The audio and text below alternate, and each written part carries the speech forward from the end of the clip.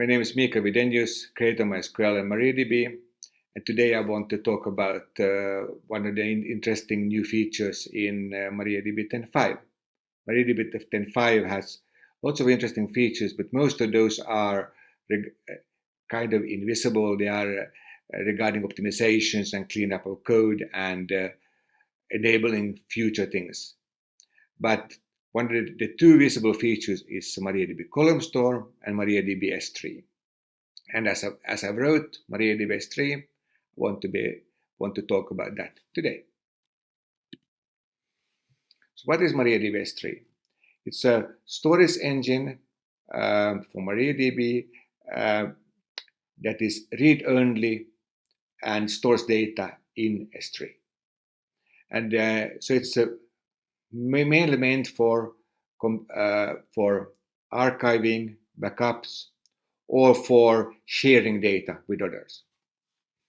The interesting part is that it's highly compressed and in big blocks.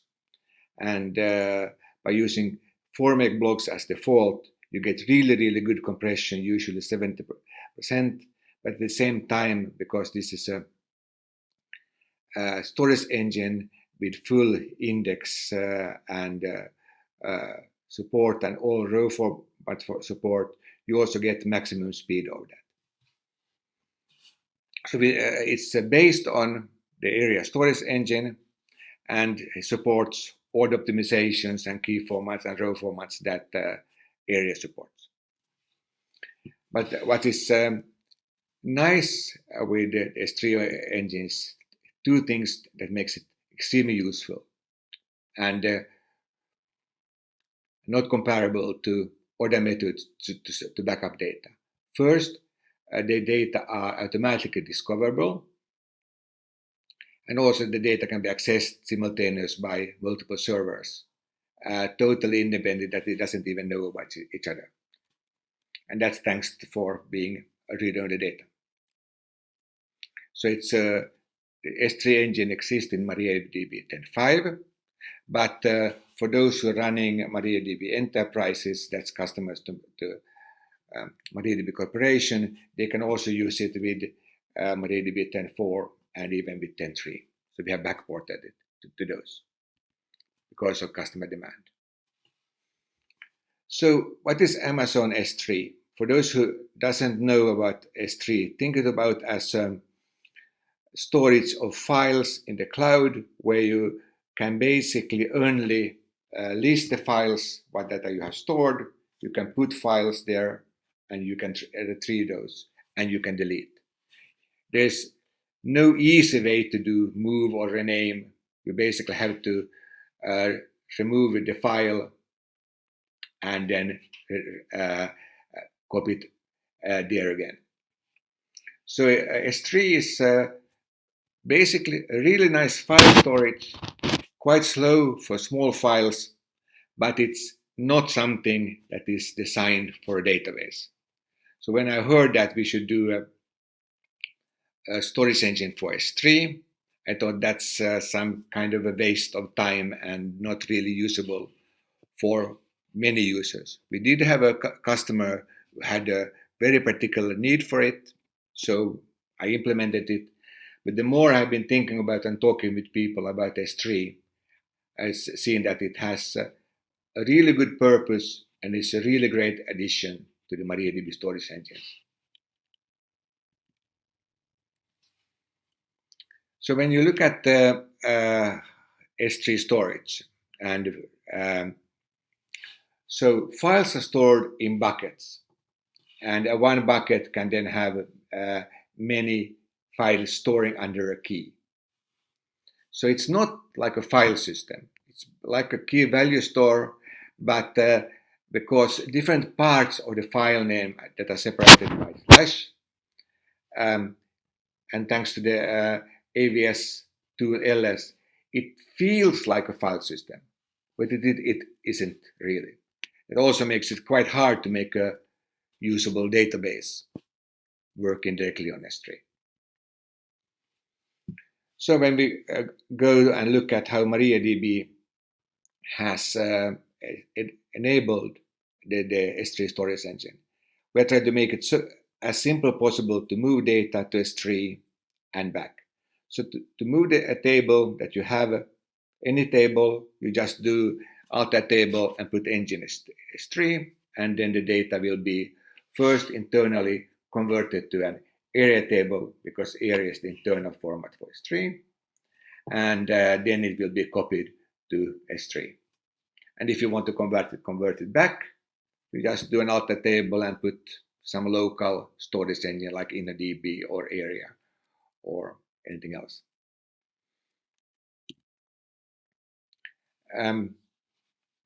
We also have a utility area S3 copy that I first made for testing the protocol and the tables, but it's also part of the MariaDB distribution, so you can also use that if you have your tables in area format. And then in that case, you can just copy tables to S3, copy tables from S3, or delete tables S3 with a tool that is easy to use with batch scripts and so on. So the options for the S3 storage engines is not many. We basically have block size and compression algorithm. And currently we only support setlib, but we plan to add more in the future. And both indexes and data are compressed, typically with savings of 70%. But when we read data from S3, we read it in a big block, and then we fill the cache with it. And that means that even if S3 is really slow to access individual files, because the overhead for accessing is high, because we read with big blocks, this makes S3 really fast, and in many cases it's faster than most of the storage engine, because everything will be loaded once and then you have things in the cache. And when we store tables in S3, when we convert them to area, we also sort the index files in the perfect order. So that means that when we read this big block, we usually get all the data that you need, at least for the index, in one single read. So how to set up the S3 storage engine? At this moment in time, first version, you can only have one S3 configuration active, and you should add that to your config file. But it should be something like this, and these are more or less all the options you need to use S3. As soon as you have added these fields, then you can just do a select for a table that exists on S3, as long as you have the database name and the table name right, and you have the right to access it in the privileged tables. The table will kind of appear magically in the directory. And if you look at the files on the directory, you only will see the FRM file. So we copy the FRM file from S3 to make it faster to access it the next time. So in a slave master setup, there is two ways to use the S3 storage engine. You either have them master and the slave use the same or different S3 storage engines. So this first slide is an example when you have them totally separate. The slave has its own Amazon S3 access point, and the master has a different one. So that means that when you move a table to the slave will create the table in its own S3, and it will basically work like a normal slave setup. And replication will work normally. You don't have to do anything special for that to work. But this is a more interesting setup for S3. You have a shared storage. So, which means that when we send things from the master to the slave has to ignore all changes to S3 tables because the changes are already there. So this means also means that the slave needs to know that we actually are using a shared storage so that it knows what it should ignore.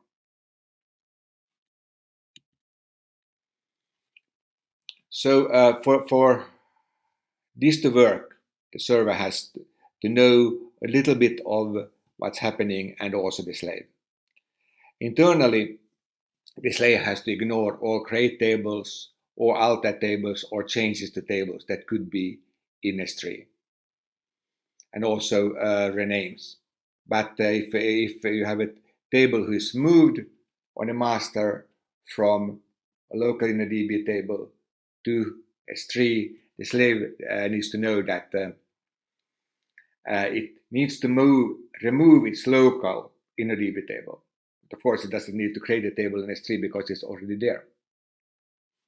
And MariaDB takes care of all of these things.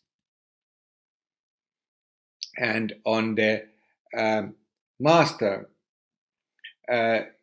usually it doesn't have to do much extra work for the replication because the slave will ignore all of the things. So if we create a table or actually move a table on the master to S3, the slave will just delete the table, the original table. But the problem is that when we want to move a table from S3 back to a local storage, the slave can't do that because when the slave tries to execute that statement, the table on S3 doesn't exist anymore. And how we solve that is that in this configuration, this master will copy the original contents of the table to the binary log, and the slave will get the whole original table. So this will take a little bit more space in the binary log, but it will work. So to set up this replication when you have a slave and a master who shares the same storage, you have to do two options. For the master, you have to tell the master that alter tables has to be replicated as create and insert, and on the slave you have to have an option to say that ignore all updates for any tables who are stored in S3. But that's it. And with this, all parts of replication, everything that you expect should work, will work.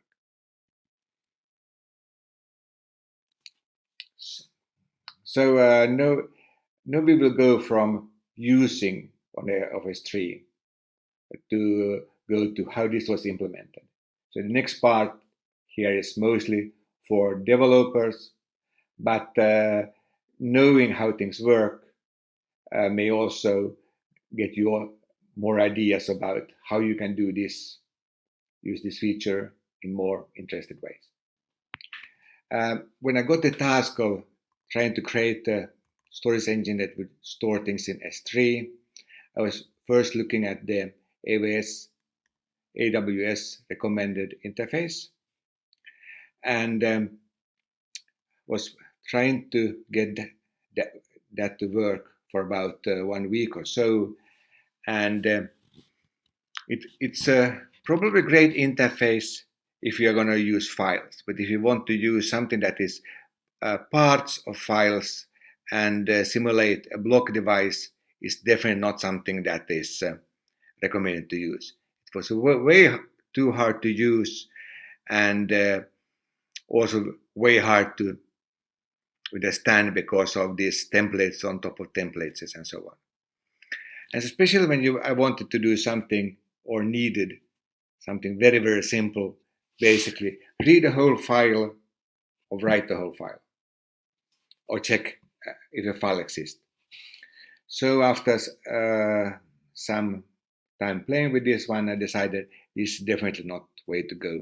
Too complex, too much code, and they would be very hard to get that code very, very fast.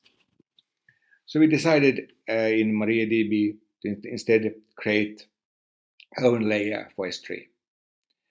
It was Andre Hutchings who created it based on libcurl and libxml2.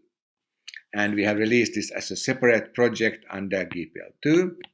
And it has a very simple, efficient API if you just want to get full objects from S3. So you can do list, put, get, delete, and status. Basically everything that you need for most things. Assuming that you want to read full files. So it's a library called libmaria S3. It's part of the libmaria or the MariaDB server distribution, and it builds the headers and the requests. Curl handles the HTTPS responses, and the libxml2 parts of the XML that the server will send to us, especially for the list commands. So when I created the S3 engine, I wanted to have it data stored in such a way it would be very easy for somebody else to use the data, copy the data, and understanding how where things are.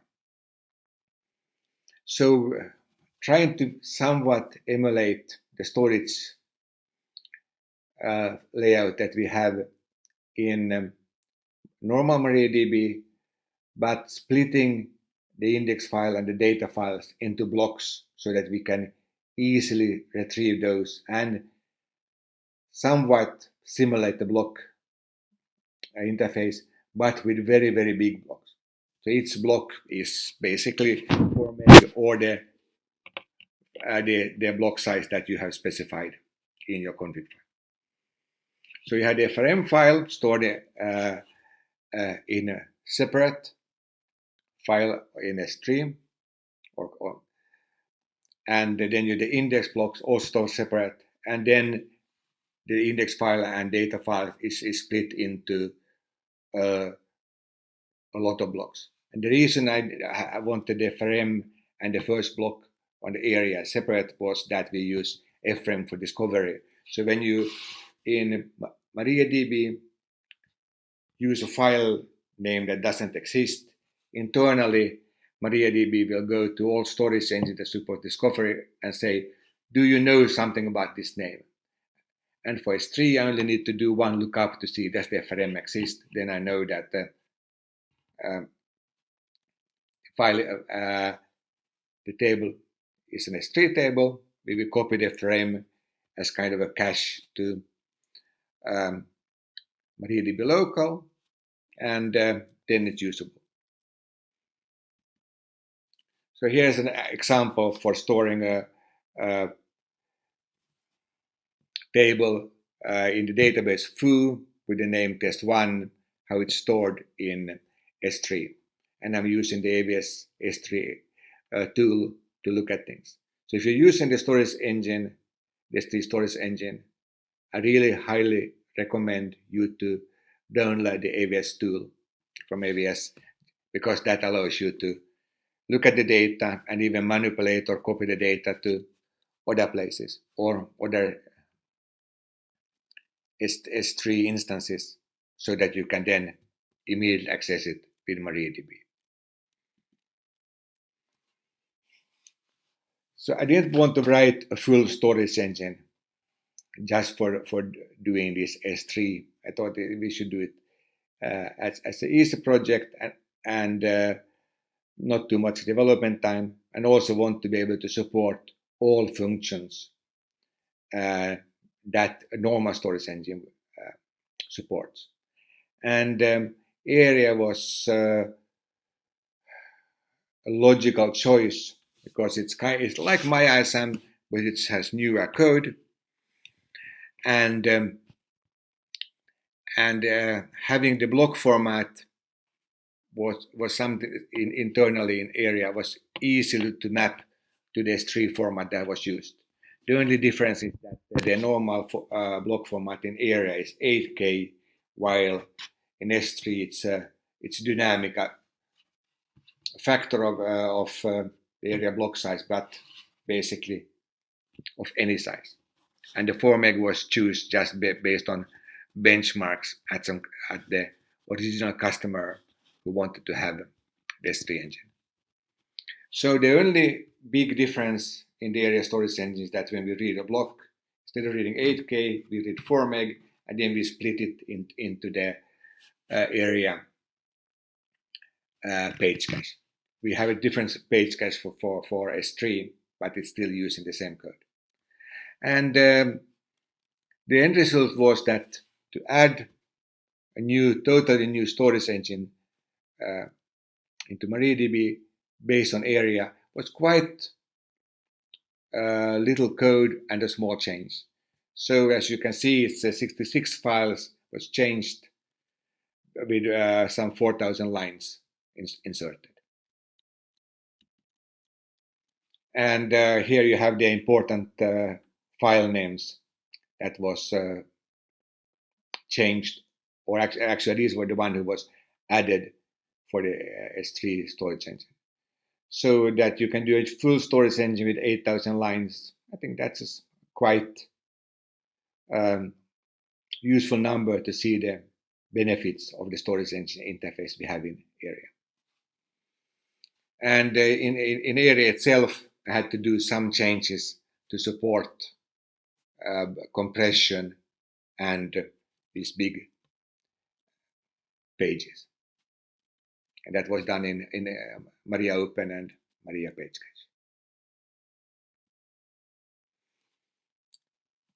So the storage engine itself, because we are inherited from Maria, we have first the class handler S3, inherited from Maria, HA Maria, and then we just overwrite those handlers that was needed. And this was basically all the handlers that needed to be changed, at least all the important ones. So the implementation itself at the top level was quite easy. And then we had to do the changes in area to handle the compression and the big blocks. But both of those things only took basically 1 day or 2 days to do. So there's still some future work that we are considering for doing in the area. Currently, you can only have one S3 instance defined in Maria in the config file, and I'm contemplating adding support for the MySQL server tables for area, so you can store the keys and all the other things that you need to access an S3 in the server table, and that would enable you to have different S3 tables for stored on different servers. Also, I'm looking at adding support for new compression methods. And the reason it was not done already in 10.5 is that we have a Google Summer Code project for 10.6, where we will make it much easier internally to use different compression algorithms with the common interface. And when we have that, I will be happy to add more or support for different compressions. What is important with the S3 storage engine is that because it's read-only and you very seldom write things to the S3, it's more important that you get really good compression and really high uncompression speed. The compression speed is usually not that important. And that, as far as I've looked up, LZ4 seems to be a good choice within these considerations. I'm also using a dedicated S3 connections for each open table. It will probably better to have a cache so we can reuse those and save a little bit of memory. And in some cases, when we do discovery, we could just use the cache instead of having to create a new connection. We also have some customers who asked us that, how about allowing updates to S3? In theory, it's possible. The thing is that we have done a lot of work to ensure that things are stored in perfect order with minimum loss of empty data in the S3 tables. So allowing updates would actually make that harder. And because S3 doesn't provide you any good way to lock files or rename files atomically. Basically, that has to be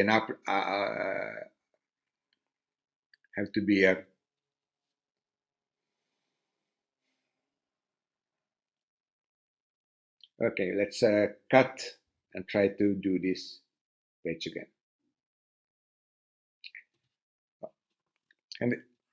And then about future work regarding S3.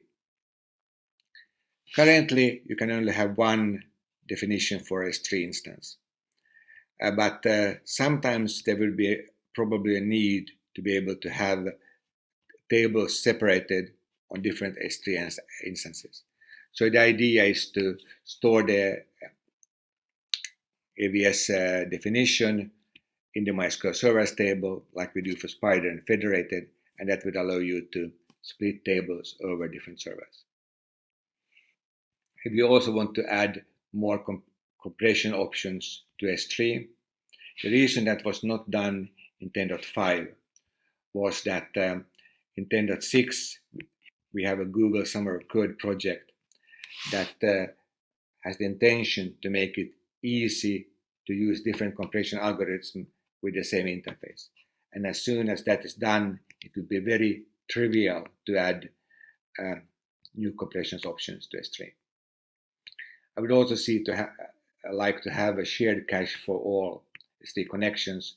Currently, each table has its own open connection, and even if that works good, that means that for discovery, we would basically have to do a new S3 connections for each discovery request instead of being able to use an existing one. If we were to cache some of that, would be much easier. We also consideration for doing batch updates to S3 tables. Currently, that would be very hard to do, at least without other people using it, because the S3 interface doesn't support any locking methods. It doesn't have atomic renames or anything. So if we want to do this, and there are some customers who ask us to do that, we would have to do that as a batch operation. So during that time, the customer or user has to ensure that nobody else is using that table. So as a conclusion, I think that S3 storage engine is a perfect storage engine if you want to archive or backup your data. And you can also combine this with partitioning so that you can add more data to an existing table by adding a new partition. And S3 supports partition totally. So for example, if you have bank transactions or something, or customer transactions and over many years, it makes perfect sense to store the really old one transaction set per month and add those as a new partition each month to S3. And that gives you quick access to all the. So the big benefit compared to just doing a backup and storing that separate media and the S3 storage engine is that the S3 storage engine can store retrieve things instantly through keys without you having to unpack everything or move everything to your local server. Also, if you have a need to share a table and you are the one who is maintaining it, but the other people who are using it, you just take the table, make a copy in S3, and everybody can instantly use it just by trying to access it. And for some users, storing things in your data center, especially big tables, can be quite expensive over time. And lots of companies nowadays have internal S3 storage that is much cheaper to use. So moving a table from MariaDB, compressing it, store it on S3, you win both the cheaper storage and the extra benefit of compression, so that the cost of storing a table is cheaper than before, but at the same time you have instant access to any row there, as it would be local, and almost as easy as it would be local. So that's about it. We will now have a question and answer session live over the net. I will be available, and I will try to answer any questions you have about S3 or MariaDB in general. Thanks a lot.